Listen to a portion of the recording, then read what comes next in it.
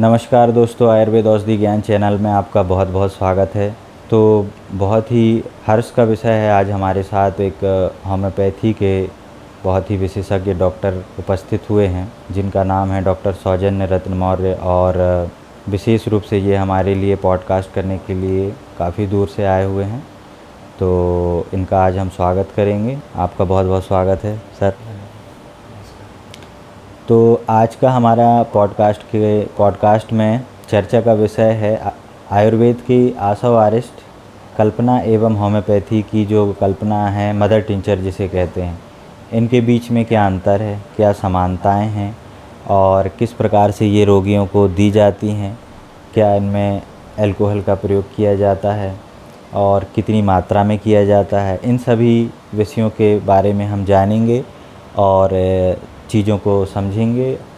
तो आशा करते हैं कि इस पॉडकास्ट से आप सभी कुछ न कुछ ज्ञान अर्जन करेंगे और अपने अपने ज्ञान में वृद्धि करेंगे। तो डॉक्टर साहब करें। हाँ बिल्कुल, इसको शुरू करते हैं और लोगों को ज्ञान का ऊर्जा को बढ़ाते हैं। ठीक, मिथ जितने हैं उसको तोड़ते हैं और वास्तविकता से परिचित कराते हैं। बिल्कुल, चलिए सर।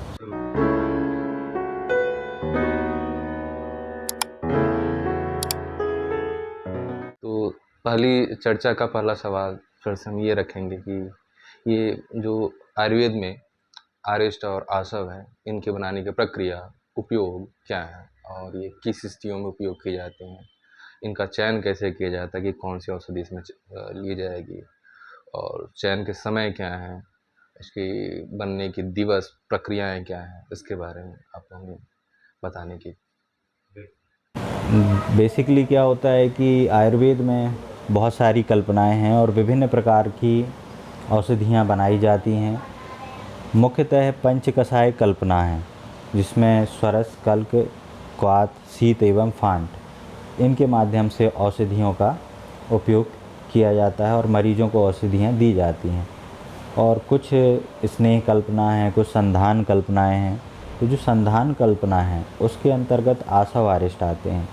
तो संधान यानी कि फर्मेंटेशन की क्रिया के माध्यम से इसमें औषधियाँ तैयार की जाती हैं। अब इसमें इसका उद्देश्य ये होता है कि हम जो औषधि अपने पास, मतलब इस प्रक्रिया के द्वारा जो हम उपयोग कर रहे हैं, तो वो बहुत लंबे समय तक हमारे पास रहे और उसका उपयोग हम लंबे समय तक कर पाएँ। अब जैसे कि इसकी बनाने की प्रक्रिया का जो बेसिक अंतर क्या एक्चुअली में दोनों हैं, आसव आरिष्ट दोनों में अंतर है। आसव में हम अग्नि का उपयोग नहीं करते हैं,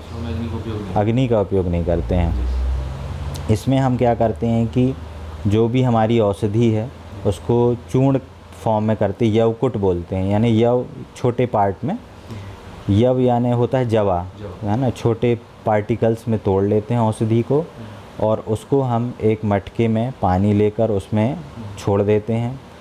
उसको कब तक छोड़ना है? 25 से 35 दिन तक, एक मतलब एवरेज है। गर्मियों में जल्दी बन जाती है क्योंकि फर्मेंटेशन जल्दी होता है टेम्परेचर के कारण, और शीत ऋतु में समय लगता है। तो आसव में हम अग्नि का प्रयोग नहीं करेंगे, है ना। और अरिष्ट में क्या होता है कि हम काढ़ा बना लेंगे, मतलब उबालेंगे औषधि को और फिर प्रोसेस बाकी सेम है। तो उसको हम मटके में रख लेंगे औषधि को, उसमें अब हाँ द्रव कितना लेना है, तो एक श्लोक है कि द्रव जो है द्रवम द्रोणम, एक द्रोण लेना है, यानी कि लगभग 13 लीटर। तुला गुड़म, यानी गुड़ जो हम उसमें मिलाएंगे वो 1 तुला यानी 5 किलो के लगभग मिलाएंगे। इसके साथ साथ जो गुड़ है उसका आधा भाग शहद है, यानी कि 2.5 किलो शहद मिलाएंगे। और जो प्रक्षेप द्रव्य मिलाए जाते हैं, जिसमें धातकी आदि पुष्प उसमें जब लास्ट में मिलाए जाते हैं, जिससे किण्वन की प्रक्रिया होती है, तो वो 10 अंश मिलाया जाता है, यानी कि 5 किलो का 10वां भाग, यानी कि आधा किलो के लगभग। तो इस प्रकार जब हम उसको मिला देते हैं और एक कमरे में जिसका तापमान लगभग 35 डिग्री के लगभग हो, 25 से 35 के बीच रेंज करता हो, ना अधिक गर्मी हो ना अधिक ठंड हो, तो इस प्रक्रिया में धीरे धीरे फर्मेंटेशन शुरू होता है और बीच में चेक करना पड़ता है चेक करने के बाद उसमें आवाज़ें आती हैं, यानी फर्मेंटेशन स्टार्ट हो गया। फिर जब इस प्रक्रिया में धीरे धीरे जब फर्मेंटेशन होता जाता है तो उसके बाद क्या होता है कि जब आवाज़ आना बंद हो जाए तो फिर हम मटके का मुँह खोल के उसमें तीली, जलती हुई तीली ले जाते हैं, और यदि वह जलती रहती है यानी कि अब पाक हो चुका है। और औषधियों को हम छान कर, जो द्रव है उसको हम छान लेते हैं, प्रक्षेप द्रव वगैरह जिसमें अलग हो जाते हैं, और जो हमारे पास लिक्विड बचता है वह आसव या आरिस्ट के रूप में हम उसे एकत्र कर लेते हैं और 1 साल के बाद ही इसका उपयोग करते हैं। 1 साल तक फिर उसे रखे रहते हैं ताकि अच्छे से और जो औषधि हमने उसमें मिलाई है वो अच्छे से उसमें पाक हो जाए और अच्छे से समाहित हो जाए। और जितना अधिक पुराना आसव आरिष्ट होता है उतना ही कारगर होता है, ऐसा हमारे शास्त्रों में लिखा हुआ है। तो यह पूरी प्रक्रिया है आसव आरिष्ट की। अब मैं ये जानना चाहूँगा आपसे कि होम्योपैथी में जो मदर टिंचर है वह भी अल्कोहल बेस ही होता है, तो क्या उसमें आप किस प्रकार से मतलब एक द्रव्य को उसका मदर टिंचर कैसे बनाते हैं? दरअसल हमारे होम्योपैथी में मूलतः कोई भी औषधि अगर बनाई जाती है तो हर जो औषधि है प्रकृति से ली जाती है। या आपका जैसे अर्जुन की छाल हो गई, टर्मिनेलिया अर्जुन, हृदय के लिए आयुर्वेद में यूज होती है, वैसे होम्योपैथी में वो टर्मिनेलिया अर्जुन से है। तो इसके भी एक सीजन होता है किस महीने में इसको कलेक्ट करना है, और फिर उसके हिसाब से हम इसको एक्सट्रैक्ट करते हैं, मिश्रेशन करते हैं, फिर एक्सट्रैक्ट करके बनाते हैं। और हाँ, हम एथाइल अल्कोहल उपयोग किया जाता है, इसके कुछ रेशियो होते हैं जिसके हिसाब से मिलाया जाता है। तो इसमें टाइम लगता है, फिर मिश्रेशन होगा और उसके बाद आपका इसको थोड़ा हिंदी में समझाएंगे मिश्रेशन यानी? मिश्रेशन में सीधा सीधा ये है कि जो पात्र है उसमें जो उसका रेशियो होता है मदर टिंचर और इसको बनाने का, तो हम जितने अपनी औषधि है उसको लेते हैं। छाल हो गया, जैसे सिंकोना ऑफिशिनालिस है, होम्योपैथी की पहली औषधि बनी थी, उसका छाल हो गया।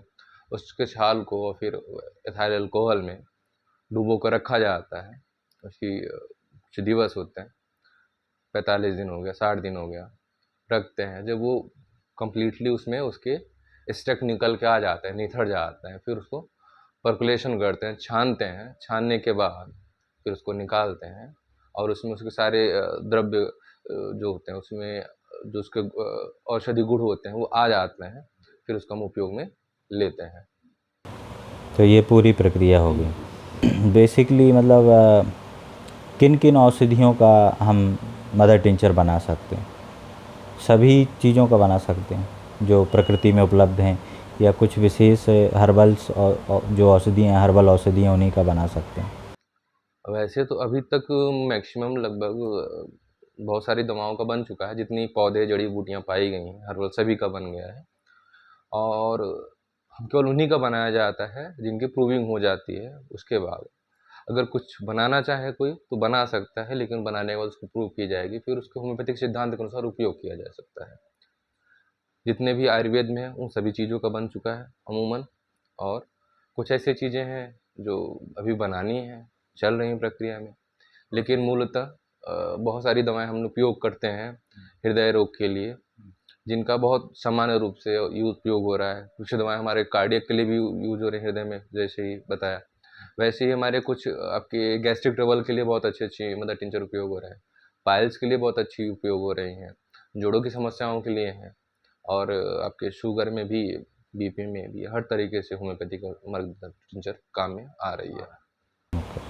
तो बेसिकली इस चर्चा में ये समझ में आया कि जो सिमिलैरिटी है आसव आरिस्ट और मदर टिंचर में, कि दोनों में ही अल्कोहल का उपयोग है ना, उसी में हम औषधियों को संरक्षित कर रहे हैं और अल्कोहल में संरक्षित करके उसकी हम लाइफ बढ़ा रहे हैं, लाइफ शैल बढ़ा रहे हैं। और मुख्य अंतर हमें यह समझ में आ रहा है कि आपने जैसा कि बताया कि ऊपर से एथिल अल्कोहल मिला लिया जाता है, जबकि आसव आरिस्ट में हम जो फर्मेंटेशन की प्रक्रिया करते हैं उसमें मतलब प्राकृतिक तौर पे अल्कोहल जो है उत्पन्न हो जाता है, फर्मेंटेशन होके आपके किण्वन होके उत्पन्न हो जाता है। ठीक है। अल्कोहल होने की वजह से हमारी आपकी जो औषधि है आयुर्वेद का आसव अरिष्ट, होम्योपैथी की मदर टिंचर, ये लंबे समय तक उपयोग की जा सकती है, इनकी एक्सपायरी नहीं होती। और जैसा कि हम उपयोग भी करते आ रहे हैं, जितनी पुरानी होती हैं आयुर्वेद की मदर टिंचर भी जितनी पुरानी हो तो उतनी बेहतरीन तरीके से काम करती है, कि उसमें औषधि गुण जो है वो बढ़ता जाता है। जैसे हम बोलते हैं कि हमारी की जो उसकी पोटेंसी है वो अच्छी मतलब इफेक्टिव हो जाती है, और आयुर्वेद में आप उसकी पाक से उसका वो औषधि गुण निखर के आता है, उसके द्रव्य घटक बढ़ जाते हैं जो आपके सेहत के लिए लाभकारी होता है। तो इसमें अगर डोज़ की बात करें तो मदर टिंचर का डोज़ क्या होता है? क्या ये सभी के लिए एक सा होता है या बच्चों के लिए अलग, बड़ों के लिए अलग? क्या मात्रा, सामान्य मात्राएँ क्या? इसमें सब के लिए अलग-अलग है, बच्चों के लिए अलग है, वृद्ध के लिए अलग है, युवाओं के लिए अलग है। और दूसरी चीज़ शरीर की जो ससेप्टिबिलिटी होती है, किस प्रकार से वो आपकी बॉडी रिस्पॉन्ड करे उसके हिसाब से भी चयन किया जाता है। लेकिन मूलतः कुछ डॉक्टर्स हम जो होम्योपैथी के हैं वो कोई-कोई अगर अमूमन मैक्सिमम मेडिसिन को हम 15-15 बूंद दिन में 3 बार सुबह, दोपहर, शाम, कुछ दवाएँ हैं जो गुनगुने पानी में दी जाती हैं, कुछ नॉर्मल आपके तापमान जो रूम टेम्परेचर है उस तापमान के पानी में, स्वच्छ जल में वो भी दिया जाता है। और जैसे बच्चे हुए उनके लिए हम 5 बूंद उपयोग करते हैं, और ज़्यादा बच्चा हुआ वो तो कड़वा है, पी तो पाएगा नहीं, किसी-किसी को लगभग 2 चम्मच पानी में हम 2 बूंद भी उपयोग में लेते हैं, और वो सबके लिए कारगर है। तो जैसी जिसकी आयु वैसे उसके खुराक चयन किया जाता है उसके सब्सिट्यूबिलिटी के अनुसार। आशा वरिष्ठ का डोज किस प्रकार से सिलेक्ट किया जाता है? आशा वरिष्ठ का एक्चुअली में जो आयुर्वेद संहिताओं में बताया गया है, तो उसके अनुसार देखा जाए तो लगभग 15 से 30 ml का एक रेंज होता है। तो ये हम रोगियों को देते हैं, लेकिन रोग की अवस्था, रोगी की जठराग्नि, इसको देखते हुए हम यह तय करते हैं कि उसे कितनी मात्रा में दवा देनी है। और एक बेसिक मतलब 15 से 30 ml का एक रेंज होता है जिसके लिए, जिसको मतलब जिसके बीच में हम, और सबसे इम्पोर्टेंट दवा डायरेक्ट ऐसी नहीं दी जाती। इसका आशा वारिष्ठ का एक मुख्यतः यह सिद्धांत है कि खाने के बाद ही दवा देनी है। खाने के बाद आप दवा देंगे, और उसमें भी जितनी मात्रा में जो दवा है, जो डोज़ बताया डॉक्टर ने आपको, जैसे 15 ml यानी 3 चम्मच, तो उतनी ही मात्रा में आप उसमें पानी मिलाएंगे। अगर गुनगुना पानी मिलाएंगे तो और अच्छा, ठीक है। तो इस प्रकार से ये मिक्स करके फिर पीना रहती है, तो ये डोज होता है। और बच्चों के लिए ज़्यादातर अवॉइड करते हैं, बच्चों को आशा वारिष्ठ नहीं दी जाती, क्योंकि ये अल्कोहल इसमें होता है, बहुत ज़्यादा तो नहीं होता है, लेकिन इसकी प्रकृति भी थोड़ी सी उष्ण होती है, बच्चों की सौम्य प्रकृति होती है, तो हम थोड़ा बच्चों को अवॉइड करते हैं। तो बच्चों से मतलब बच्चों को नहीं दी जाती है दवा। तो डॉक्टर साहब, ये मैं जानना चाहूँगा, जो होम्योपैथी में अपन जो प्रिस्क्राइब करते हैं मदर टिंचर, तो वो क्या उसको उसको देने में क्या क्या सावधानियां हैं, किस प्रकार देना है, खाने के पहले देना, बाद में देना है, ये सब थोड़ा सा बताएं इस पर। होता क्या है होम्योपैथी में हम सर देखते हैं कि एक बार में तो केवल होम्योपैथी में एक ही दवा का चयन का सिद्धांत है, ठीक है? एकल चिकित्सा होती है, एक औषधि से ही। तो ये भोजन के पहले बहुत अच्छा काम करती है, क्योंकि ईज़िली जहाँ होम्यो स्मेल्स होते हैं, होम्योपैथी के जो घटक होते हैं वो उनकी एक्टिंग पावर जो होती है, एक्शन होते हैं, स्लो हो जाते हैं, फिर न के बराबर मिलता है, बहुत कम मिलता है। तो खाली पेट दिया जाए, जब तक दवा ली जाए तो 1 घंटे पहले और बाद कुछ ना लिया जाए तो बहुत अच्छे रिस्पॉन्स मिलते आ रहे हैं। तो वयस्कों में हम जैसे भी बताया कि किसी को 15, किसी को 20 बूँद सुबह, दोपहर, शाम आधे कप पानी में देते हैं। बच्चे और युवाओं में बूँदें कम हो जाती हैं, बच्चों के लिए 2 से 3 बूँदें, युवाओं में 10 बूँदें। कहानी इसमें यह है कि मतलब खाने के आधे घंटे बाद ही देना है या फिर खाली पेट लें? खाली पेट। और जैसे सुबह तो खाली पेट रहता है, इंसान दातून किया, ब्रश किया, उसके बाद ले लिया। दोपहर का अगर लंच का समय किसी का 10-11 बजे है, तो दोपहर को 2 बजे या 3 बजे के आसपास जब लेता है, तो 1 घंटे पहले बाद कुछ ना लिया हो तो फिर वो टाइम उसका दोपहर के लिए बेहतर पड़ता है। और शाम का भोजन अमूमन लोग 8 से 9 बजे के आसपास करते हैं, तो शाम को 6 बजे ले लिया जाएगा। तो ये 3 खुराक अगर जा रही है टीडीएस में तो ऐसे मैनेज होता है, और अगर सुबह शाम जा रही है तो भी सुबह ब्रश दातून के आधे घंटे बाद या फिर मुँह साफ करके फिर मुँह में सुगंध खत्म हो जाए ब्रश को, उसके बाद ले ले और शाम को 6 बजे के आसपास ले ले, जिससे कि मुँह में किसी चीज़ का स्वाद ना हो, मुँह साफ हो, खाली पेट हो। तो दवा बहुत अच्छे से काम करती है। जो रिज़ल्ट आपको चाहिए कि होम्योपैथी धीरे काम करती है, वो नहीं, आपको तुरंत लाभ समझ में आ जाएगा दवा लेने के कुछ अच्छा है समय कि ये बाद। मिथ भी है कि धीमे काम करती हैं दवाएं होम्योपैथी में। ये भी एक मिथ हाँ। है ना, क्योंकि बहुत सी बीमारियों में तो अच्छा रिजल्ट मिलता है और जल्दी काम करती हैं।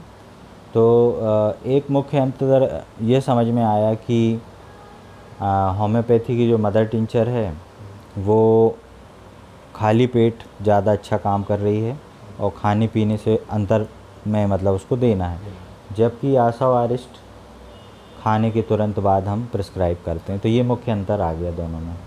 ठीक है, तो डॉक्टर साहब मैं चाहूँगा कि कुछ उदाहरण बताएं मदर टिंचर के और विभिन्न बीमारियों में, जैसे आप कैसे किस बीमारी में कौन सा एक बेसिक उदाहरण, जैसे कि मूत्र संबंधी रोगों में कौन सा चलता है आपके यहाँ, कौन सी मदर। होम्योपैथी में मूत्र संबंधित रोगों के लिए सबसे ज़्यादा विख्यात भी है पथरी के लिए और यूरिन इन्फेक्शन के लिए तो बर्बेरिस वल्गरिस और बहुत कॉमन हो चुका है। ऐसे ही आपका एक बैरोफाइलम करके है, वो भी पत्थर चट्टा आयुर्वेद में उपयोग करते आ रहा है। इसका असर क्या बनता है, आसव या फिर अरिष्ट? पत्थर चटा एक्चुअली में अभी तो इसमें कोई आशा वारिष्ट इसका नहीं है अभी। हाँ, लेकिन इसका औषधीय उपयोग दूसरे रूप में होता है, जैसे स्वरस रूप में होता है, इसके चूर्ण का उपयोग होता है और इसकी टैबलेट वगैरह भी बन जाती हैं। तो होम्योपैथी में इसको तो अर्क के उपयोग किया जाता है, स्ट्रक्ट निकाले जा रहा है और जिससे कि ये पथरी के लिए उपयोग हो रहा है। और ऐसे ही कुछ उदाहरण आपके जैसे पित्त, आपके खाने की थैली स्टमक में पेप्टिक अल्सर बन जाए, ठीक, लंबे समय तक गैस्ट्रिक अल्सर बना रहा है। और ये क्यों हो रहा है, उसके कारण के अनुसार है कि जैसे आप बाहर रहते हैं, भोजन नहीं बना रहा है, होटल का खाना खा रहा है, ढाबे का खा रहा है और फिर आपने स्पाइसी खाया और ये आपने लंबे समय तक सेवन किया अगर ऐसे, फिर आपको पेप्टिक अल्सर, गैस्ट्रिक अल्सर की समस्याएं बन गई। तो एक दवा है होम्योपैथी की ऑर्निथोगैलम, इसका केवल 5 ml सीधा ले लिया जाए बिना पानी में मिलाए और उसके बाद आधे घंटे कुछ नहीं लेना है। वो एक ही बार खुराक आपकी गैस्ट्रिक अल्सर को ठीक करने की पूर्ण क्षमता रखती है। हाँ, ये सारी दवाएं आप चिकित्सक के निगरानी में लेना है आपको। ये तो हम जानकारी के लिए उदाहरण के तौर पे बता दिए हैं। ये हमारी होम्योपैथिक ग्रंथों में और विलियम बुरिक में ये मेंशन है इसके बारे में विधिवत रूप से। आप उसका उपयोग चिकित्सक के निगरानी में ही करिएगा। तो सर ऐसे इसके। हाँ बिल्कुल सही है। इसमें आयुर्वेद में जैसे अर्जुना रिष्ट है ना, तो इसका प्रयोग हम हृदय रोगों में, उच्च रक्तचाप में करते हैं। इसके अलावा जैसे कि कभी किसी व्यक्ति को जैसे भूख नहीं लग रही है, बहुत कमज़ोर फील कर रहा है, एनीमिक हो गया है, तो उसके लिए हम द्राक्षासव या लोहासव का प्रयोग भी किया जाता है। इसी प्रकार से अश्वगंधारिष्ट का आपने नाम सुना होगा, तो ये जनरल वीकनेस का बहुत अच्छा टॉनिक होता है, वृद्धावस्था में भी दिया जाता है। इसके अलावा और भी बहुत सारी हर्बल मेडिसिन हैं, जैसे कि कब्ज है किसी को या अर्श है, तो उसमें एक बहुत ही फेमस अभियारिष्ट है ना, अभिया यानी कि हरीत की, इसका प्रयोग हम लोग करते हैं। तो ये बेसिक या बहुत ज़्यादा प्रचलन में औषधियाँ हैं जो कि बहुत से मरीज ऐसे ही जाके ख़रीद लेते हैं, लेकिन हाँ, तो उसके लिए मैं यही कहूँगा कि उनका डोज बहुत महत्वपूर्ण है, तो कि आप चिकित्सकीय सलाह से ही इनको लेना चाहिए, क्योंकि दवाई देखिए इसका प्रभाव है तो दुष्प्रभाव भी होता है। बहुत से लोग ये मानते हैं कि आयुर्वेदिक औषधियों में साइड इफ़ेक्ट नहीं होता है, लेकिन ऐसा नहीं है। देखिए जिस चीज़ का प्रभाव है अगर अधिक मात्रा में आप लेंगे तो उसका दुष्प्रभाव निश्चित ही है। तो मात्रा बहुत ही इम्पोर्टेंट होती है। तो मात्रा, आपका जो डॉक्टर है वो उस चीज़ को जानता है, आपकी स्थिति, आपका जठराग्नि, आयु, है ना, आपके रोग का परीक्षण करके वह एक निश्चित मात्रा में औषधि आपको देगा ताकि वह आपके लिए नुकसानदायक ना हो। मतलब सर आप ये कहना चाह रहे हैं कि जो भी औषधि अगर आप लेना चाहें तो चिकित्सक उसकी चयन करे खुराक, वो काम उन्हीं को करना उचित होगा। ये आप स्वयं से चिकित्सा आपके लिए हानिकारक सिद्ध हो सकती है। बिल्कुल सही सर। जैसे आयुर्वेद में लोगों को लगता है कि ये जड़ी बूटी और फिर ये घरेलू चीज़ों में भी उपयोग होने जाने वाली है, तो इनके साइड इफ़ेक्ट नहीं होंगे। जबकि भी जानकारी हुई कि इसके दुष्प्रभाव होते हैं, जिनसे हम लोग अनभिज्ञ हैं, बस जानकारी के अभाव की वजह से। तो जागरूक रहें, सजग रहें, बिना चिकित्सक के परामर्श से कोई भी चीज़ का यूं ही सेवन न करें। अब जैसे प्रकृति की बात है, आयुर्वेद में एक सिद्धांत, तीन मुख्य प्रकृतियाँ हैं, मतलब वातज, पित्तज और कफज।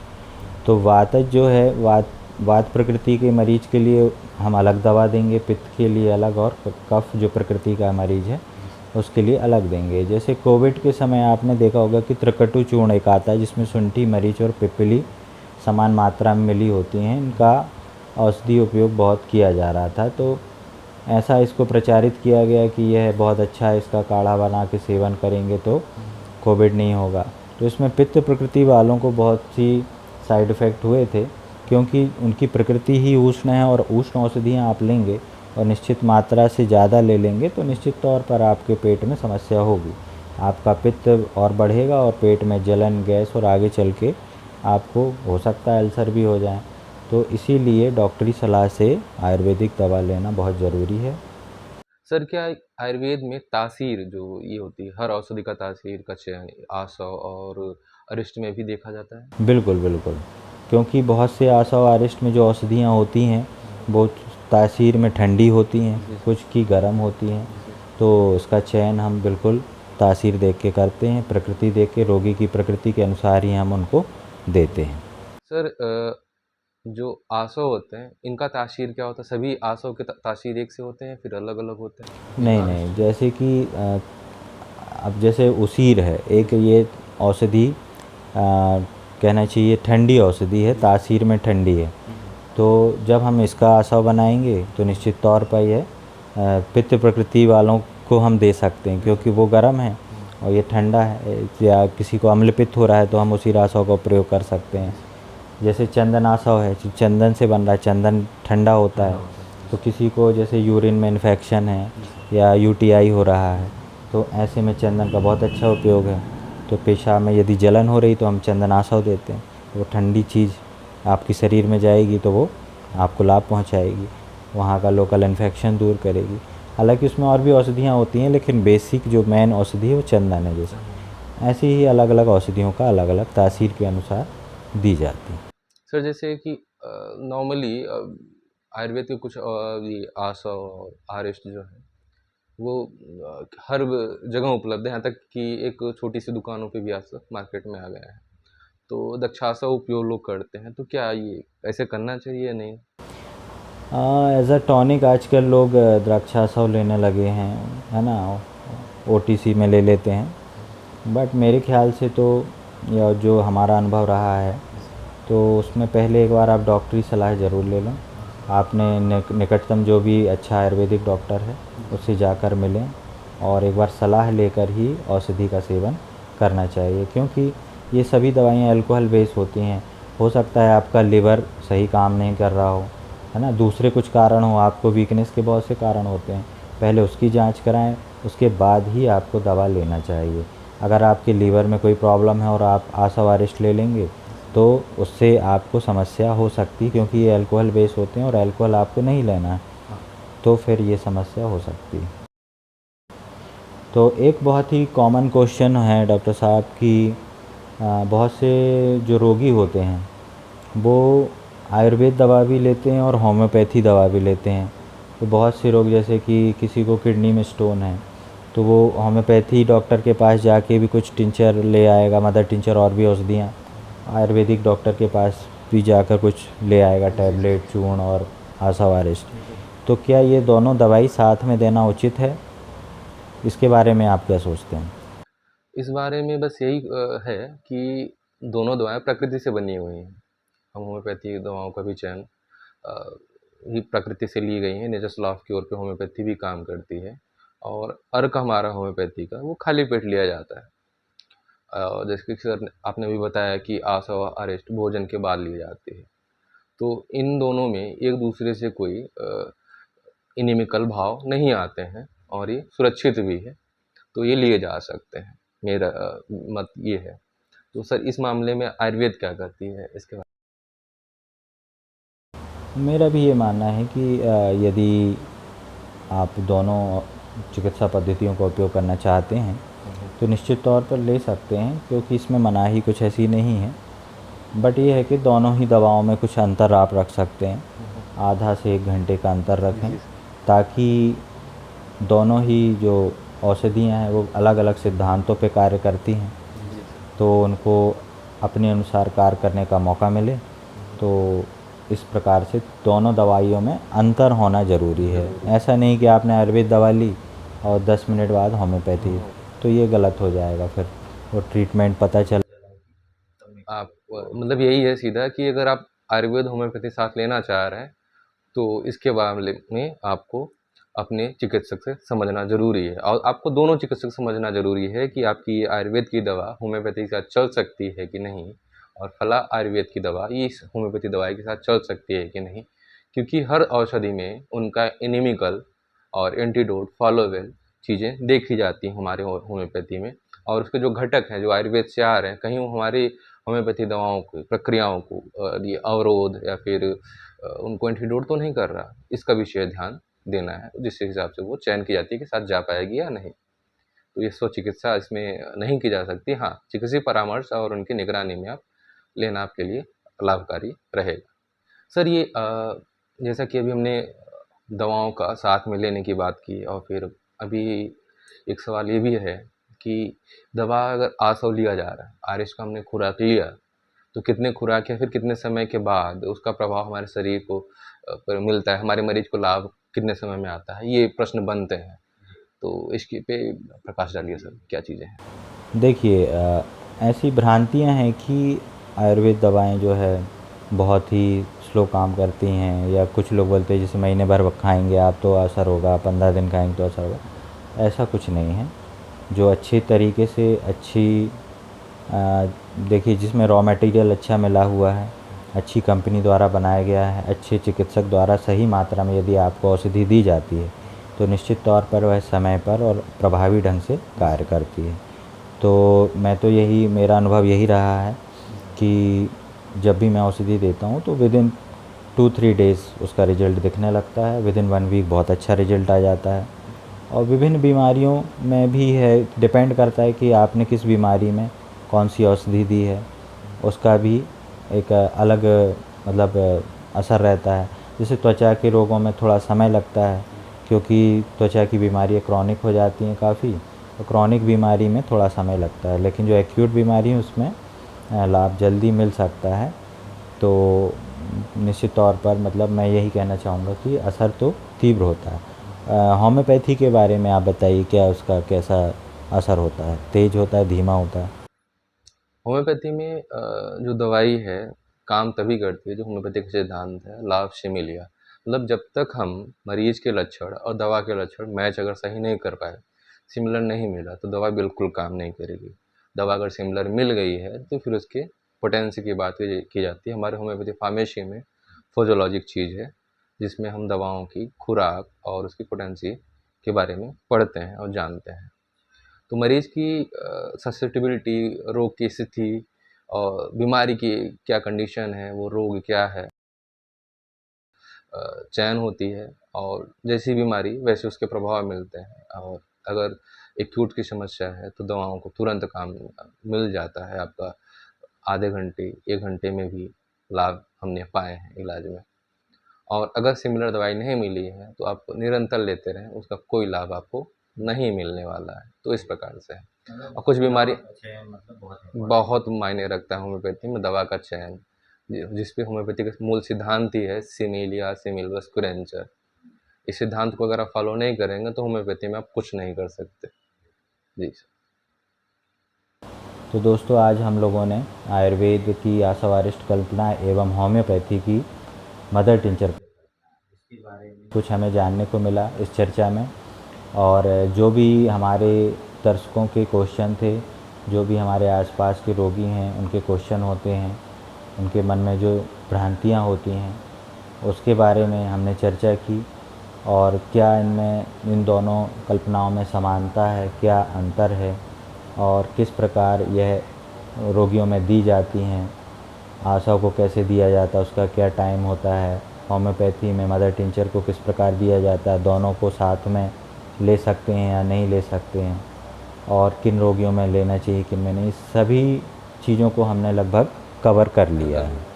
तो आशा करते हैं हमारे दर्शक इस चर्चा से ज्ञान अर्जन करेंगे और लाभ उठाएंगे।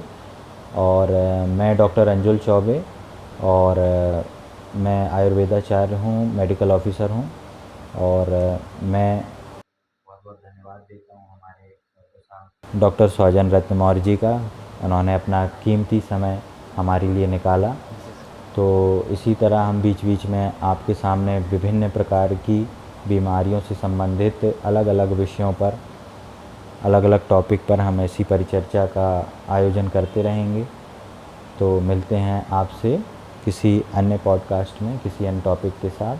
तब तक के लिए डॉक्टर साहब नमस्कार। दर्शकों से भी आप सभी दर्शकों को मेरा डॉक्टर स्वजन रत्न मौर्य का बहुत बहुत धन्यवाद। आपने ध्यान से सुना, और अगर कोई प्रश्न बनते हैं तो आप कमेंट में ज़रूर पूछिएगा, जिससे कि डॉक्टर साहब आप अगली चर्चाओं में उन समस्याओं, उन प्रश्नों का उत्तर लेके आएँ और आपको इससे आपकी समस्याओं का समाधान करें।